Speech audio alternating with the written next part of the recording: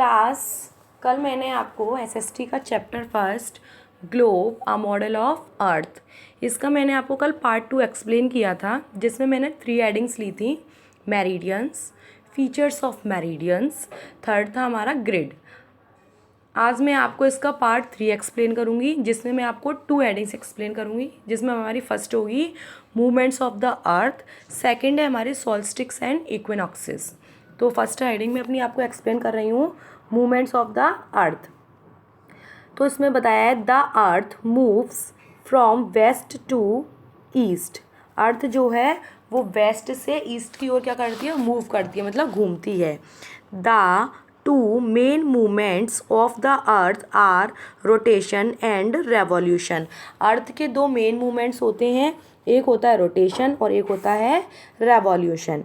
Rotation is the movement of the earth about its axis. क्या बताया है, जो रोटेशन होता है उसमें अर्थ अपने एक्सिस के चारों तरफ घूमती है। एक्सिस क्या होता है कि मान लिया हमने एक स्टिक ले ली, स्टिक के अंदर हम स्टिक के ऊपर हमने बॉल को लगा दिया, मतलब बॉल में होल करके और स्टिक के अंदर लगा दिया बॉल को। तो अगर हम बॉल को स्टिक के ऊपर ऐसे घुमा सकते हैं नहीं, तो जो बॉल घूम रही है वो हमारी अर्थ हो गई और जो स्टिक है वो हमारी एक्सिस हो गई।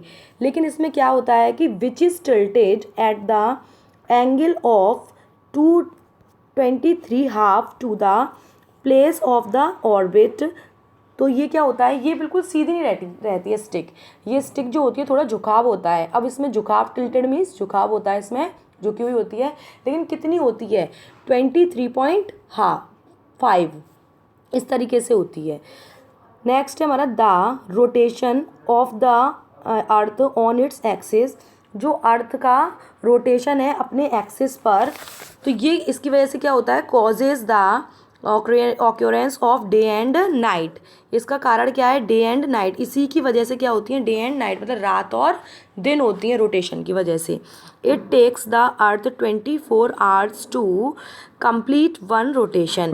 क्या बताया है कि एक रोटेशन कंप्लीट करने में कितने आवर्स लगते हैं, 24 hours.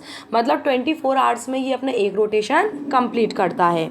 The movement of earth is from west to east. जो अर्थ का मूवमेंट है west to east, therefore the part facing the sun has day time while the other side experience night. Means इसके कारण क्या होता है, जो waste to east rotate करती है, इस अर्थ का जो हिस्सा सन की साइड होता है उस साइड तो डे होता है, और अर्थ का जो हिस्सा सन की साइड नहीं होता है वहाँ पर क्या होती है, नाइट होती है। नेक्स्ट है हमारा रिवॉल्यूशन। तो revolution is the movement of the earth around the sun along a fix path called the orbit. जो रिवॉल्यूशन है उसमें अर्थ का मूवमेंट होता है, अर्थ घूमती है अराउंड द सन, किसके, सन के चारों ओर, अलोंग अ फिक्स्ड पाथ। एक फिक्स्ड पाथ मतलब एक फिक्स रास्ता होता है, वो उसी रास्ते पर घूमेगी, ऐसा नहीं घूमते घूमते इधर चलेगी उधर चलेगी, नहीं, उसी फिक्स जगह पर घूमेगी, और उसको हम क्या बोलते हैं, और it takes the earth about 365 days and 6 hours to complete one revolution। इसको एक रेवोल्यूशन को कंप्लीट करने में अर्थ कितना टाइम लेती है, 365 days and 6 hours। The 6 hours for 1/4 day are added to the month of February every 4th year। जो ये 6 hours होते हैं ये फरवरी मंथ में क्या होते जाते हैं, एडेड होते जाते हैं, मतलब प्लस होते जाते हैं एवरी 4th ईयर, प्रत्येक 4 साल बाद। आपने देखा होगा हर 4 साल बाद फरवरी में 29 डेज होते हैं। तो क्यों होते हैं, क्योंकि जो अर्थ के 6 आवर्स होते हैं वो हर 4 साल में एडेड होते जाते हैं, वो 24 आवर्स में चेंज हो जाते हैं, और ये 24 आवर्स हर 4 साल बाद फरवरी में ऐड हो जाते हैं। तो उस साल को हम क्या कहते हैं, leap year. This movement causes four main seasons on the earth summer, winter, spring and autumn. और इस रिवॉल्यूशन की मूवमेंट के कारण ही अर्थ पर क्या होती हैं, summer, winter, spring and autumn. इसमें मैंने आपको डायग्राम में भी दिखाया है कि किस तरीके से जो सन है उसके चारों तरफ अर्थ क्या लगा रही है, चक्कर लगा रही है। और आप ये भी देख सकते हैं कि इसमें आपको सब कुछ दिखाया गया है, विंटर सोल्स्टिक्स हैं, इक्विनॉक्सेस हैं, मार्च के महीने में अलग इक्विनॉक्सेस होते हैं, सितंबर में अलग हो रहा है और यहाँ पर अलग हो रहा है, ठीक है। अब नेक्स्ट है हमारा टॉपिक है सॉल्स्टिक्स एंड इक्विनॉक्सेस। क्या होता है ये summer solstice? On June 20 and 21 when the north pole is tilted toward the sun. क्या बताया है? जब 20 जून को या फिर 21 जून को जब सन जो है नॉर्थ पोल की ओर झुका होता है। कहाँ पे? नॉर्थ पोल की ओर झुका होता है। And the sun shines directly over the Tropic of Cancer. और जो सन है वो डायरेक्टली कहाँ पे चमकता है? ट्रॉपिक ऑफ कैंसर की तरफ। तो all places in the north hemisphere experience summer. तो उस जगह पे क्या होती है? समर होती है। सीधी बात ये है कि जब सन का जो फेस है वो नॉर्थ वाले हिस्से की तरफ होता है तो होता क्या है कि सबसे ज़्यादा हीट वहीं पड़ेगी, तो वहाँ पर क्या हो जाती है? उस क्षेत्र में गर्मी हो जाती है, इसीलिए नॉर्थन हेमिस्फीयर में समर होती है।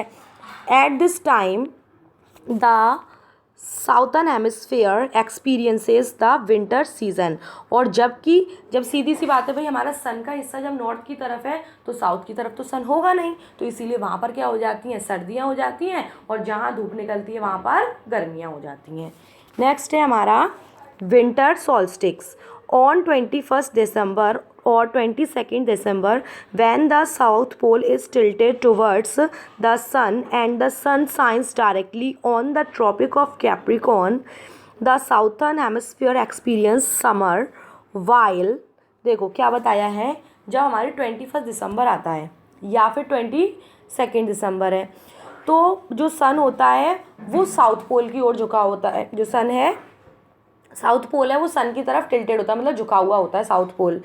तो उस जगह पे सन जो है डायरेक्टली उसकी सन की साइन कहाँ पे आती है? ट्रॉपिक ऑफ कैप्रिकॉर्न पर।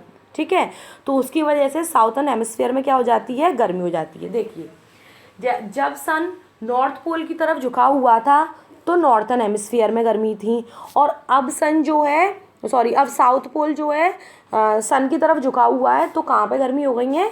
साउथ पोल में। While the northern hemisphere experiences winter. अब और इसीलिए जब साउथ की तरफ झुका हुआ है सन तो इसीलिए नॉर्थ वाले हिस्से में क्या हो गई हैं? सर्दियाँ। ठीक है, नेक्स्ट है हमारा इक्विनॉक्सेस। ऑन 21 मार्च 20 या फिर 21 March the spring equinoxes and 22 या 23 September the autumn equinoxes. The rays of the sun fall directly on the equator. क्या बताया है? 20 या 21 मार्च को तो स्प्रिंग इक्विनॉक्सेस होता है, और 22 या 23 सितंबर को क्या होता है? ऑटम इक्विनॉक्सेस होता है। तो ये क्यों होता है? द रेज ऑफ द सन मतलब सन की किरणें fall directly on the equinoxes, तो वो डायरेक्टली किस पर पड़ती हैं? इक्वेटर पर पड़ती हैं। ठीक है, एट दिस टाइम इस समय ऑल प्लेसेस ऑन द अर्थ के जो सभी जगह हैं हैव इक्वल डेज। इस टाइम पर क्या होते हैं? इक्वल डेज, मतलब डेज होते हैं, जितनी रातें होती हैं उतनी ही दिन होता है, इक्वल होता है दोनों चीज़ें। And it is known as the equinoxes. Equinoxes का सिंपल मीनिंग मैं आपको समझाऊँ तो ये होगा कि जब हमारे रात और दिन सभी हिस्सों में बराबर हो तो उसी को क्या बोलते हैं? हम इक्विनॉक्सेस बोलते हैं। इसके मेन टाइम जो है 20 और 21 मार्च होता है, या फिर 22 और 23 सितंबर होता है।